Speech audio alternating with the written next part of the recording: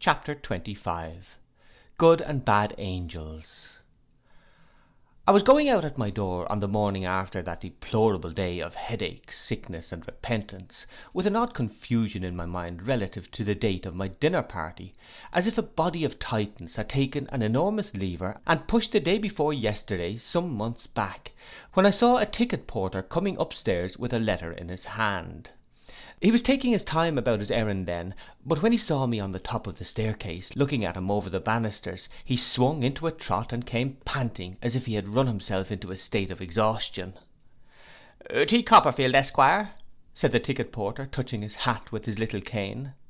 I could scarcely lay claim to the name, I was so disturbed by the conviction that the letter came from Agnes. However, I told him I was T. Copperfield, Esquire, and he believed it, and gave me the letter, which he said required an answer. I shut him out on the landing to wait for the answer, and went into my chambers again in such a nervous state, that I was fain to lay the letter down on my breakfast table, and familiarize myself with the outside of it a little, before I could resolve to break the seal. I found when I did open it, that it was a very kind note, containing no reference to my condition at the theatre. All it said was, "My dear Trotwood, I am staying at the house of papa's agent, Mr. Waterbrook, in Ely Place, Holborn. Will you come and see me to-day at any time you would like to appoint? Ever yours affectionately, Agnes." It took me such a long time to write an answer at all to my satisfaction, that I don't know what the ticket porter can have thought, unless he thought I was learning to write. I must have written half a dozen letters at least. I began one: "How can I ever hope, my dear Agnes, to efface from your remembrance the disgusting impression?" There I didn't like it, and I tore it up. I began another: "Shakespeare has observed, my dear Agnes, how strange it is that a man should put an enemy into his mouth." That reminded me of Markham, and it got no farther. I even tried poetry. I began one note in a 6-syllable line: "Oh, do not remember," but that associated itself with the 5th of November, and became an absurdity. After many attempts I wrote: "My dear Agnes, your letter is like you, and what could I say of it that would be higher praise than that? I will come at 4 o'clock. Affectionately and sorrowfully, T.C." With this missive, which I was in 20 minds at once about recalling, as soon as it was out of my hands, the ticket porter at last departed. If the day were half as tremendous to any other professional gentleman in Doctors' Commons as it was to me, I sincerely believe he made some expiation for his share in that rotten old ecclesiastical cheese. Although I left the office at 3:30, and was prowling about the place of appointment within a few minutes afterwards, the appointed time was exceeded by a full quarter of an hour, according to the clock of St. Andrew's, Holborn, before I could muster up sufficient desperation to pull the private bell handle let into the left-hand door-post of Mr. Waterbrook's house. The professional business of Mr. Waterbrook's establishment was done on the ground floor, and the genteel business, of which there was a good deal, in the upper part of the building. I was shewn into a pretty but rather close drawing room, and there sat Agnes, netting a purse. She looked so quiet and good, and reminded me so strongly of my airy fresh school days at Canterbury, and the sodden, smoky, stupid wretch I had been the other night, that nobody being by, I yielded to my self-reproach and shame, and, in short, made a fool of myself. I cannot deny that I shed tears. To this hour I am undecided whether it was upon the whole the wisest thing I could have done, or the most ridiculous. "If it had been any one but you, Agnes," I said, turning away my head, "I should not have minded it half so much, but that it should have been you who saw me, I almost wish I had been dead first." She put her hand, its touch was like no other hand, upon my arm for a moment, and I felt so befriended and comforted, that I could not help moving it to my lips, and gratefully kissing it. "Sit down," said Agnes cheerfully. "Don't be unhappy, Trotwood. If you cannot confidently trust me, whom can you trust?" "Oh, Agnes," I returned, "you are my good angel." She smiled rather sadly, I thought, and shook her head. "Yes, Agnes, my good angel, always my good angel." "If I were indeed, Trotwood," she returned, "there is one thing that I should set my heart on very much." I looked at her inquiringly, but already with a foreknowledge of her meaning. "On warning you," said Agnes, with a steady glance, "against your bad angel." "My dear Agnes," I began, "you mean Steerforth?" "I do, Trotwood," she returned. Then, Agnes, you wrong him very much. He my bad angel, or any one's? He anything but a guide, a support, and a friend to me? My dear Agnes, now is it not unjust and unlike you to judge him from what you saw of me the other night? I do not judge him from what I saw of you the other night, she quietly replied. From what then? Well, from many things, trifles in themselves, but they do not seem to me to be so when they are put together. I judge him partly from your account of him, Trotwood, and your character, and the influence he has over you. There was always something in her modest voice that seemed to touch a chord within me, answering to that sound alone. It was always earnest, but when it was very earnest, as it was now, there was a thrill in it that quite subdued me. I sat looking at her as she cast her eyes down on her work. I sat seeming still to listen to her, and Steerforth, in spite of all my attachment to him, darkened in that tone. It's very bold in me, said Agnes, looking up again, who have lived in such seclusion, and can know so little of the world, to give you my advice so confidently, or even to have this strong opinion. But I know in what it is engendered, Trotwood, in how true a remembrance of our having grown up together, and in how true an interest in all relating to you. It is that which makes me bold. I am certain that what I say is right. I am quite sure it is. I feel as if it were someone else speaking to you and not I, when I caution you that you have made a dangerous friend. Again I looked at her, again I listened to her after she was silent, and again his image, though it was still fixed in my heart, darkened. I am not so unreasonable as to expect, said Agnes, resuming her usual tone, after a little while, that you will, or that you can, at once change any sentiment that has become a conviction in you, least of all a sentiment that is rooted in your trusting disposition. You ought not hastily do that. I only ask you, Trotwood, if you ever think of me, I mean, with a quiet smile, for I was going to interrupt her, and she knew why, as often as you think of me, to think of what I have said. Do you forgive me for all this? I will forgive you, Agnes, I replied, when you come to do Steerforth justice, and to like him as well as I do. Not until then, said Agnes. I saw a passing shadow on her face when I made this mention of him, but she returned my smile, and we were again as unreserved in our mutual confidence as of old. And when, Agnes, I said, will you forgive me the other night? When I recall it, said Agnes. She would have dismissed the subject so, but I was too full of it to allow that, and insisted on telling her how it happened that I had disgraced myself, and what chain of accidental circumstances had had the theatre for its final link. It was a great relief to me to do this, and to enlarge on the obligation that I owed to Steerforth for his care of me, when I was unable to take care of myself. You must not forget, said Agnes, calmly changing the conversation as soon as I had concluded, that you are always to tell me, not only when you fall into trouble, but when you fall in love. Who has succeeded to Miss Larkins, Trotwood? No one, Agnes. Someone, Trotwood, said Agnes, laughing and holding up her finger. No, Agnes, upon my word. There is a lady, certainly, at Mrs. Steerforth's house, who is very clever, and whom I like to talk to, Miss Dartle, but I don't adore her. Agnes laughed again at her own penetration, and told me that if I were faithful to her in my confidence, she thought she would keep a little register of my violent attachments, with the date, duration, and termination of each, like the table of the reigns of the kings and queens in the history of England. Then she asked me if I had seen Uriah. Uriah Heep, said I. No. Is he in London? He comes to the office downstairs every day, returned Agnes. He was in London a week before me. I am afraid on disagreeable business, Trotwood. On some business that makes you uneasy, Agnes, I see, said I. What can that be? Agnes laid aside her work, and replied, folding her hands upon one another, and looking pensively at me out of those beautiful soft eyes of hers. I believe he is going to enter into partnership with Papa.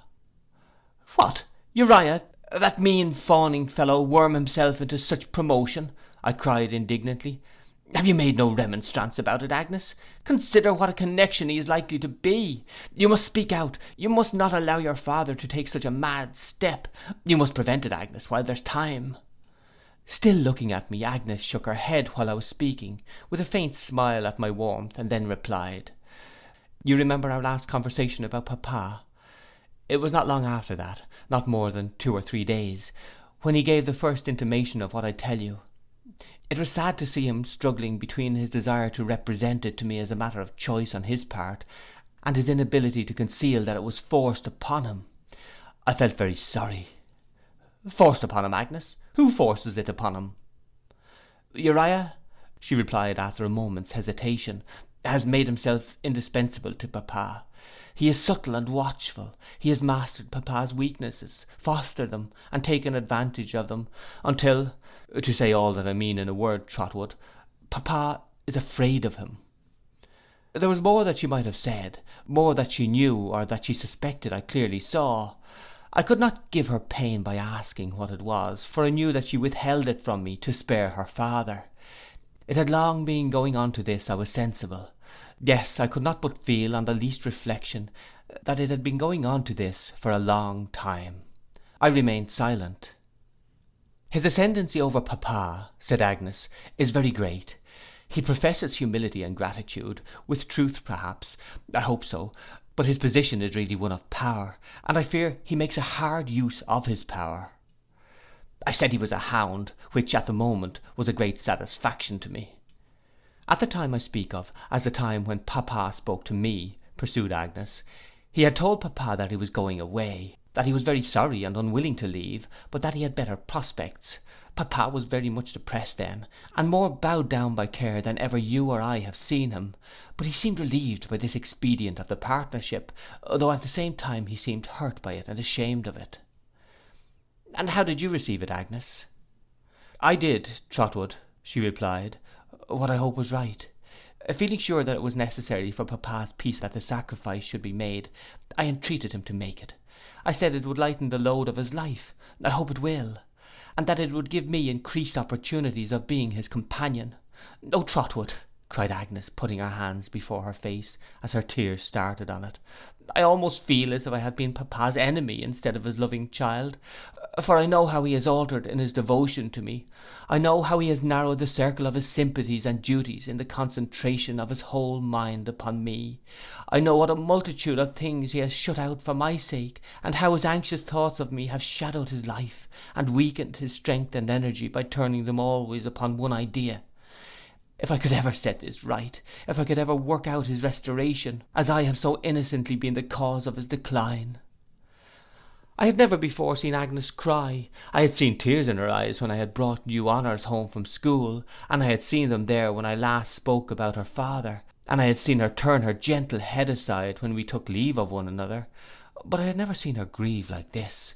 It made me so sorry that I could only say in a foolish, helpless manner, pray, Agnes, don't, my dear sister. But Agnes was too superior to me in character and purpose, as I know well now, whatever I might know or not know then, to be long in need of my entreaties. The beautiful calm manner which makes her so different in my remembrance from everybody else, came back again, as if a cloud had passed from a serene sky. We are not likely to remain alone much longer, said Agnes, and while I have an opportunity, let me earnestly entreat you, Trotwood, to be friendly to Uriah. Don't repel him, don't resent, as I think you have a great disposition to do, what may be uncongenial to you in him. He may not deserve it, for we know no certain ill of him. In any case, think first of papa and me.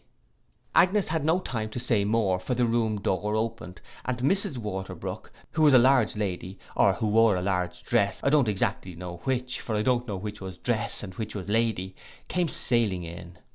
I had a dim recollection of having seen her at the theatre, as if I had seen her in a pale magic lantern, but she appeared to remember me perfectly, and still to suspect me of being in a state of intoxication.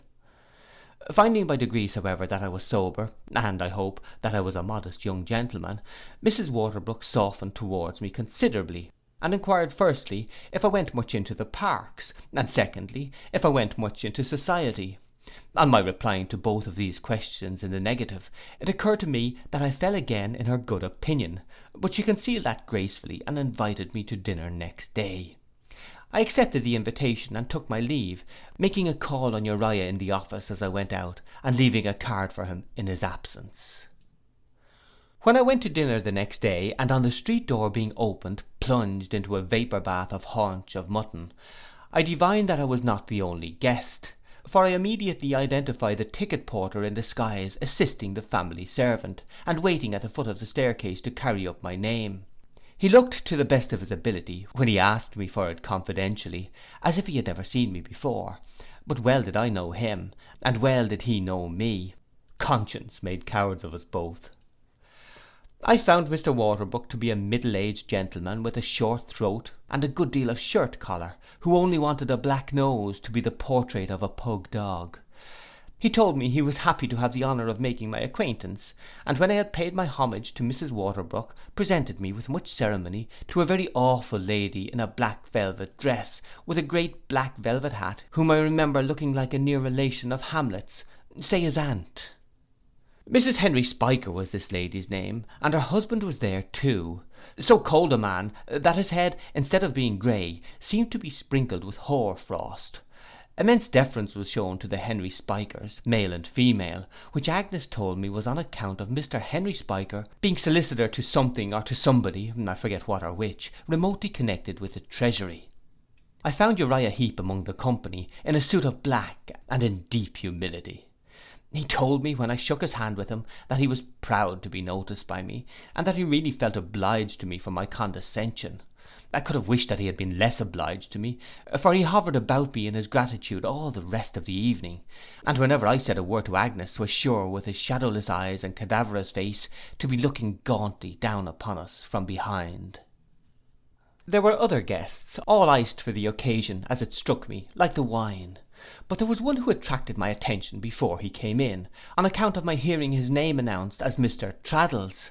My mind flew back to Salem House, and could it be Tommy, I thought, who used to draw the skeletons? I looked for Mr. Traddles with unusual interest. He was a sober, steady looking young man of retiring manners, with a comic head of hair, and eyes that were rather wide open, and he got into an obscure corner so soon that I had some difficulty in making him out. At length I had a good view of him, and either my vision deceived me, or he was the old unfortunate Tommy. I made my way to Mr. Waterbrook, and said that I believed I had the pleasure of seeing an old schoolfellow there. Indeed, said Mr. Waterbrook, surprised, you are too young to have been at school with Mr. Henry Spiker.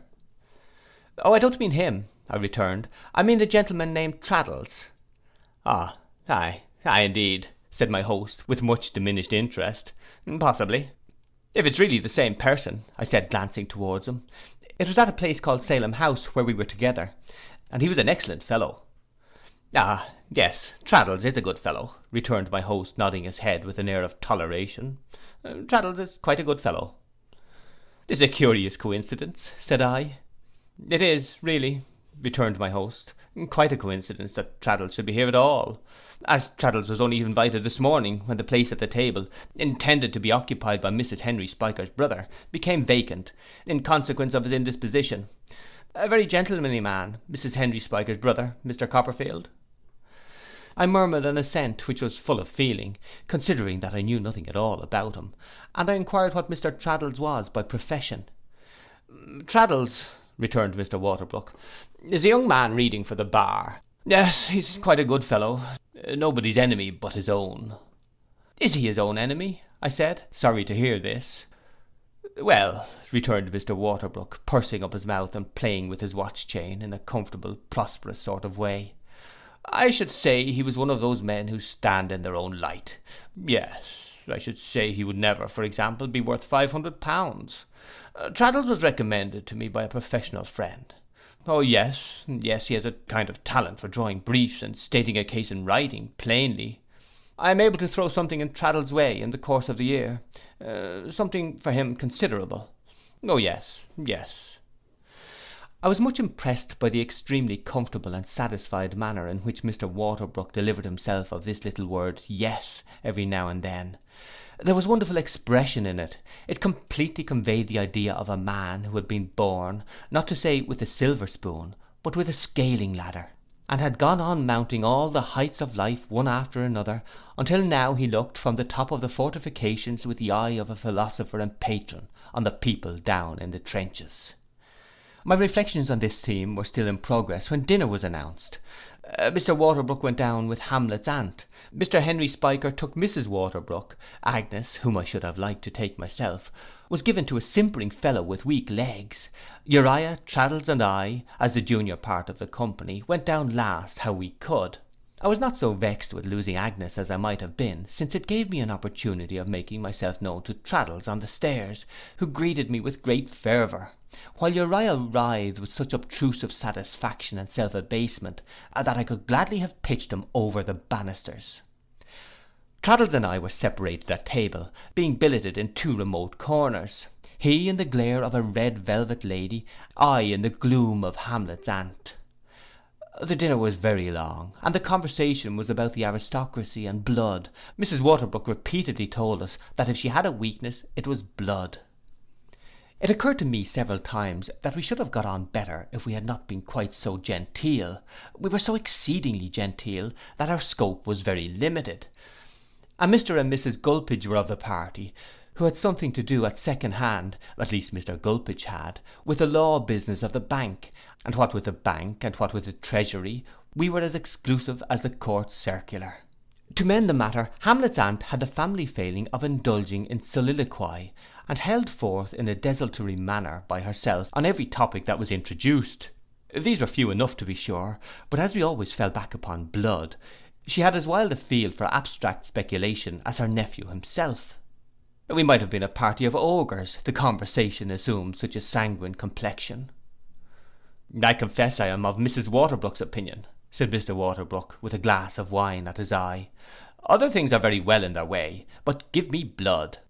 Oh, there is nothing, observed Hamlet's aunt, so satisfactory to one. There is nothing that is so much one's beau ideal of all that sort of thing, speaking generally.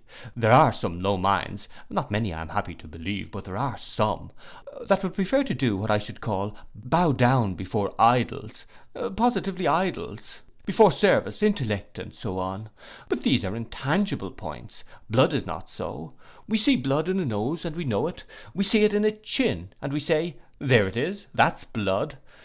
It is an actual matter of fact. We point it out. It admits of no doubt. The simpering fellow with the weak legs, who had taken Agnes down, stated the question more decisively yet, I thought. Oh, you know, deuce take it, said this gentleman, looking round the board with an imbecile smile. We can't forego blood, you know. We must have blood, you know. Some young fellows, you know, may be a little behind their station, perhaps, in point of education and behaviour, and may go a little wrong, you know, and get themselves and other people into a variety of fixes and all that, but deuce take it, it's delightful to reflect that they've got blood in 'em. Myself, I'd rather at any time be knocked down by a man who had got blood in him, than I'd be picked up by a man who hadn't. This sentiment, as compressing the general question into a nutshell, gave the utmost satisfaction, and brought the gentleman into great notice until the ladies retired.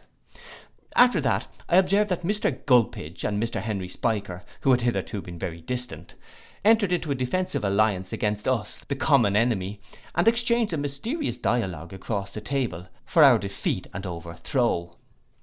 That affair of the first bond for £4,500 has not taken the course that was expected, Spiker, said Mr. Gulpidge. Do you mean the D of A's? said Mr. Spiker. The C of B's, said Mr. Gulpidge. Mr. Spiker raised his eyebrows and looked much concerned. When the question was referred to Lord, I needn't name him, said Mr. Gulpidge, checking himself. I understand, said Mr. Spiker. N. Mr. Gulpidge darkly nodded. Was referred to him, his answer was, money or no release. Lord bless my soul, cried Mr. Spiker. Money or no release, repeated Mr. Gulpidge firmly. The next in reversion. You understand me? K, said Mr. Spiker with an ominous look. K, then positively refused to sign. He was attended at Newmarket for that purpose, and he point blank refused to do it. Mr. Spiker was so interested that he became quite stony. So the matter rests at this hour, said Mr. Gulpidge, throwing himself back in his chair. Our friend Waterbrook will excuse me if I forbear to explain myself generally on account of the magnitude of the interests involved. Mr. Waterbrook was only too happy, as it appeared to me, to have such interests and such names even hinted at across his table. He assumed an expression of gloomy intelligence, though I am persuaded that he knew no more about the discussion than I did, and highly approved of the discretion that had been observed. Mr. Spiker, after the receipt of such a confidence, naturally desired to favour his friend with a confidence of his own.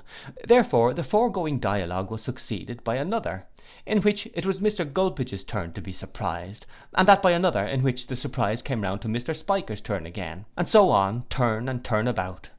All this time we, the outsiders, remained oppressed by the tremendous interests involved in the conversation, and our host regarded us with pride as the victims of a salutary awe and astonishment.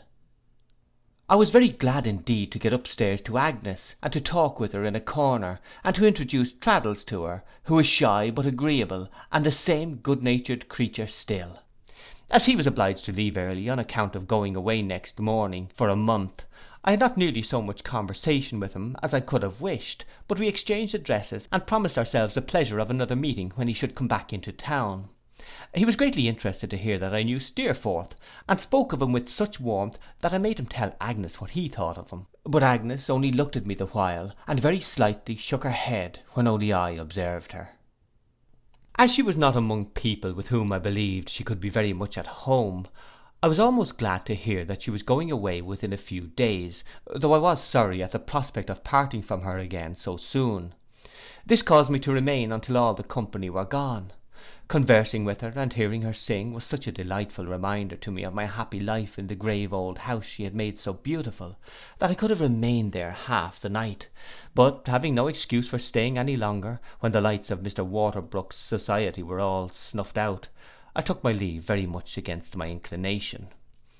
I then felt more than ever that she was my better angel, and if I thought of her sweet face and placid smile, as though they had shone on me from some removed being, like an angel, I hope I thought no harm. I have said that the company were all gone, but I ought to have excepted Uriah, whom I don't include in that denomination, and who had never ceased to hover near us.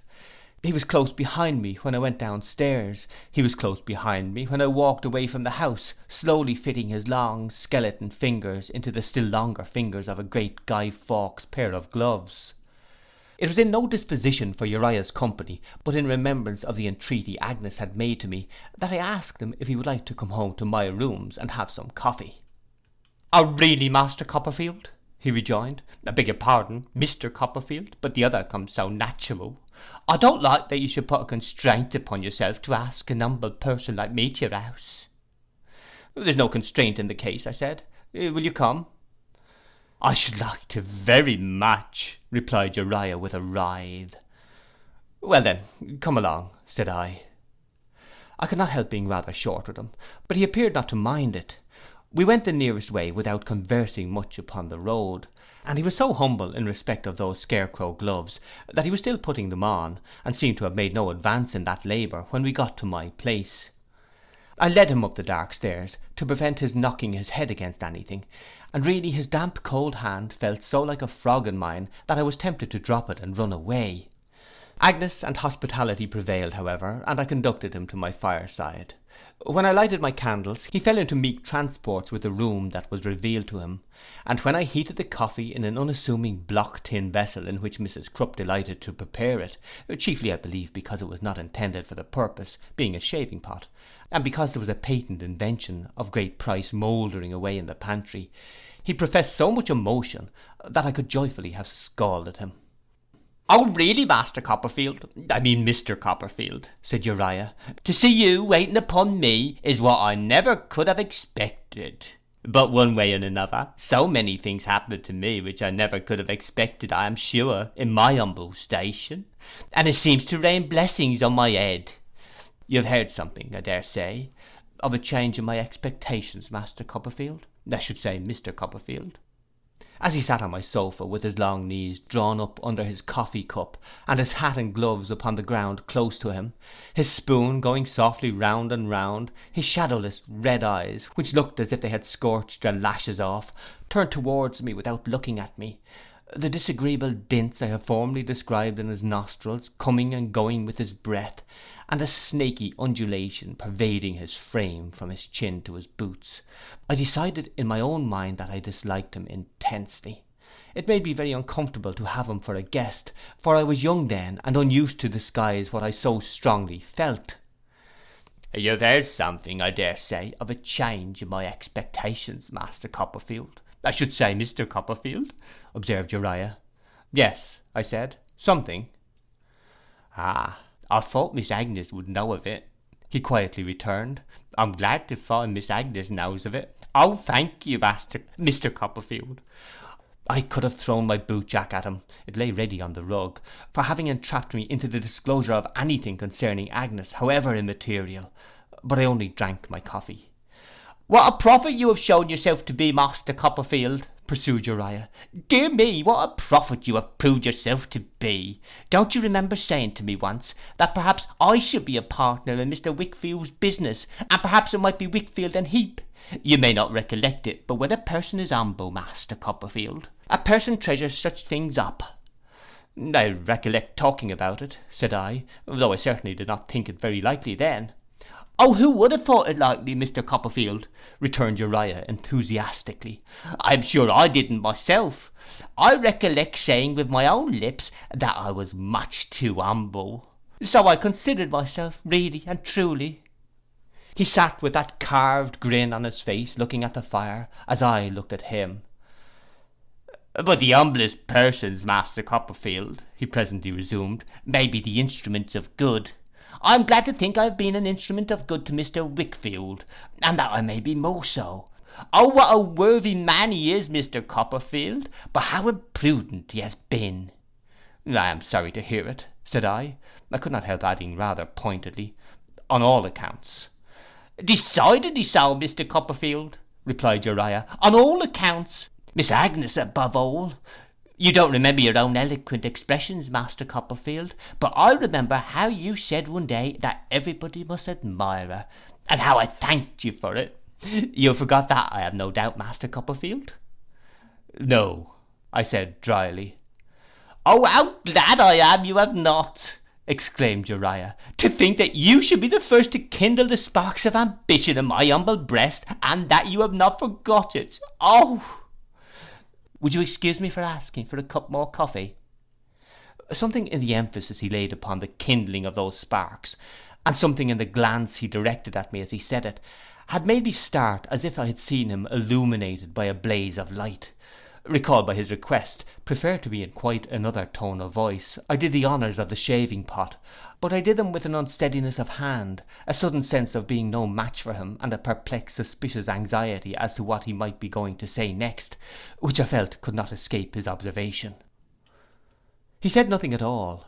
He stirred his coffee round and round, he sipped it, he felt his chin softly with his grisly hand, he looked at the fire, he looked about the room, he gasped rather than smiled at me, he writhed and undulated about in his deferential servility, he stirred and sipped again, but he left the renewal of the conversation to me.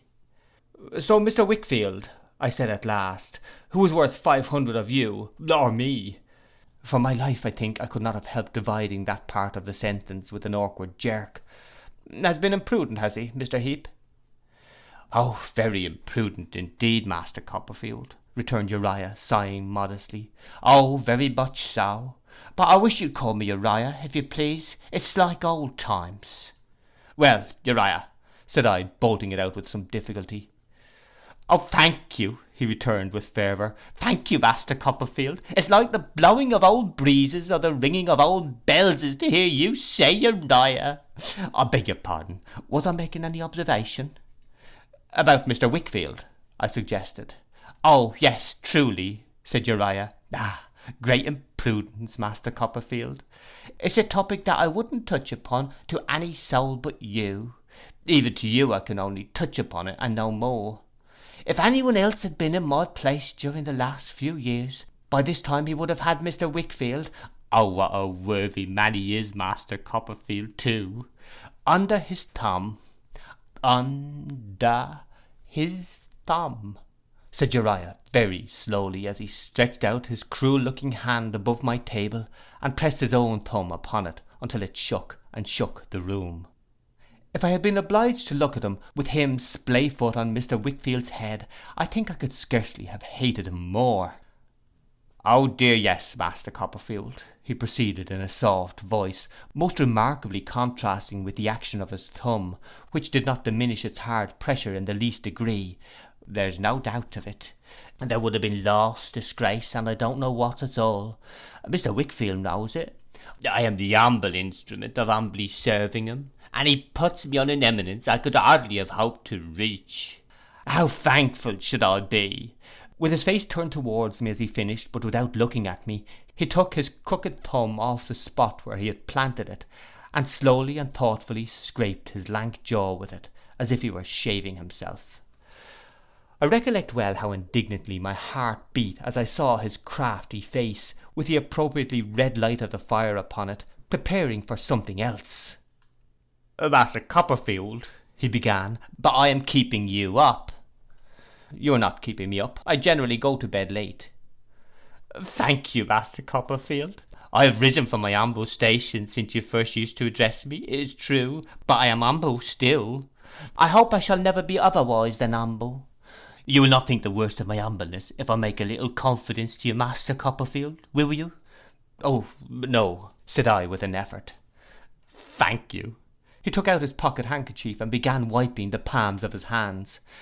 Miss Agnes, Master Copperfield. Well, Uriah? Oh, how pleasant to be called Uriah spontaneously, he cried, and gave himself a jerk like a convulsive fish. You thought her looking very beautiful tonight, Master Copperfield? I thought her looking as she always does, superior in all respects to everyone around her, I returned. Oh, thank you, it's so true, he cried. Oh, thank you so much for that. Not at all, I said loftily. There's no reason why you should thank me. Why that, Master Copperfield, said Uriah, is in fact the confidence that I'm going to take the liberty of reposing. Humble as I am, he wiped his hands harder, looked at them and at the fire by turns. Humble as my mother is, and lowly as our poor but honest roof has ever been, the image of Miss Agnes, I don't mind trusting you with my secret, Master Copperfield, for I've always overflowed towards you since the first moment I had the pleasure of beholding you in a pony shay, has been in my breast for years. Oh, Master Copperfield, with what a pure affection do I love the ground my Agnes walks on. I believe I had a delirious idea of seizing the red-hot poker out of the fire and running him through with it. It went from me with a shock, like a ball fired from a rifle, but the image of Agnes, outraged by so much as a thought of this red-headed animal's, remained in my mind when I looked at him, sitting all awry as if his mean soul gripped his body, and made me giddy. He seemed to swell and grow before my eyes, the room seemed full of the echoes of his voice, and the strange feeling, to which perhaps no one is quite a stranger, that all this had occurred before, at some indefinite time, and that I knew what he was going to say next, took possession of me. A timely observation of the sense of power that there was in his face, did more to bring back to my remembrance the entreaty of Agnes, in its full force, than any effort I could have made. I asked him with a better appearance of composure than I could have thought possible a minute before, whether he had made his feelings known to Agnes. Oh no, Master Copperfield, he returned. Oh dear no, not to any one but you. You see, I am only just emerging from my lowly station. I rest a good deal of hope on her observing how useful I am to her father, for I trust to be very useful to him indeed, Master Copperfield, and how I smooth the way for him, and keep him straight. She's so much attached to her father, Master Copperfield, oh, what a lovely thing it is in a daughter, that I think she may come, on his account, to be kind to me. I fathomed the depth of the rascal's whole scheme, and understood why he laid it bare. If you have the goodness to keep my secret, Master Copperfield, he pursued, and not in general to go against me, I shall take it as a particular favour. You wouldn't wish to make unpleasantness.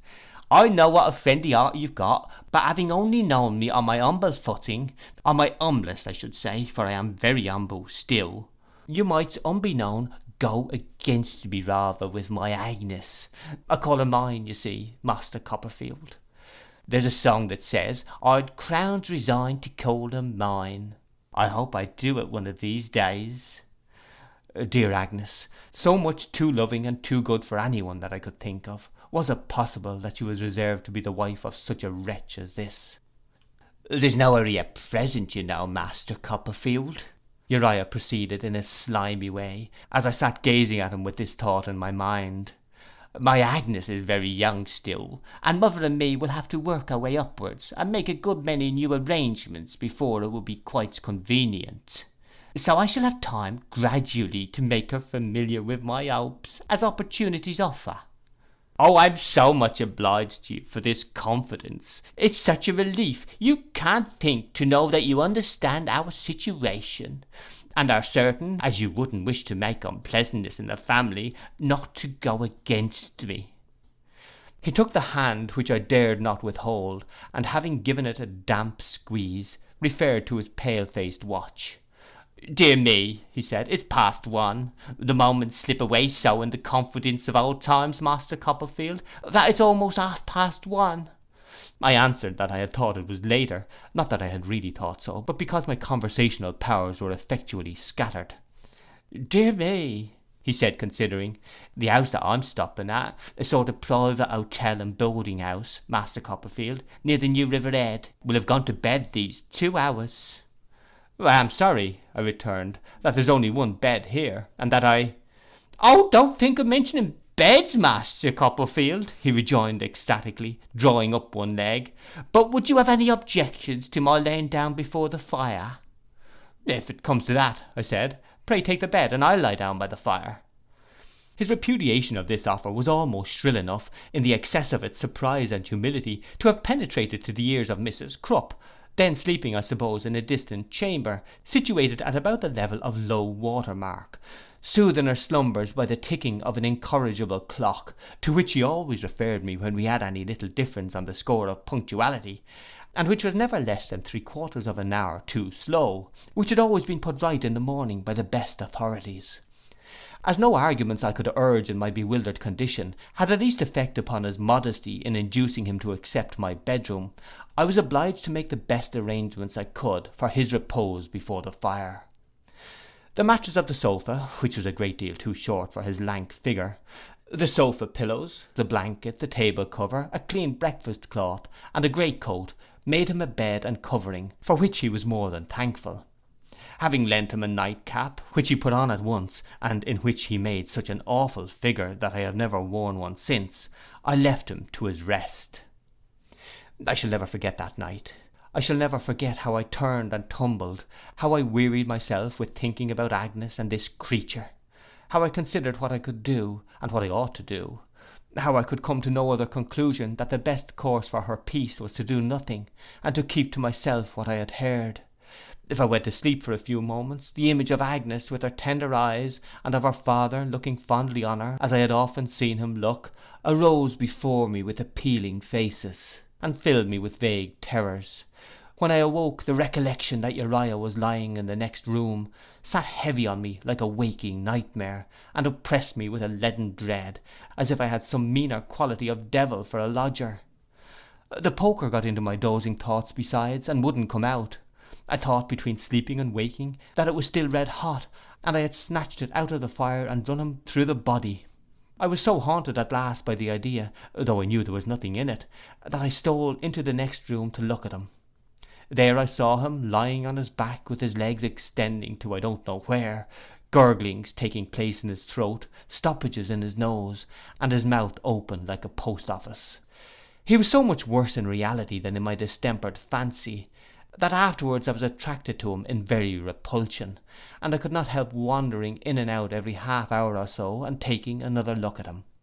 Still the long, long night seemed heavy and hopeless as ever, and no promise of day was in the murky sky. When I saw him going down stairs early in the morning, for thank heaven he would not stay to breakfast, it appeared to me as if the night was going away in his person. When I went out to the commons, I charged Mrs. Crupp with particular directions to leave the windows open, that my sitting room might be aired and purged of his presence.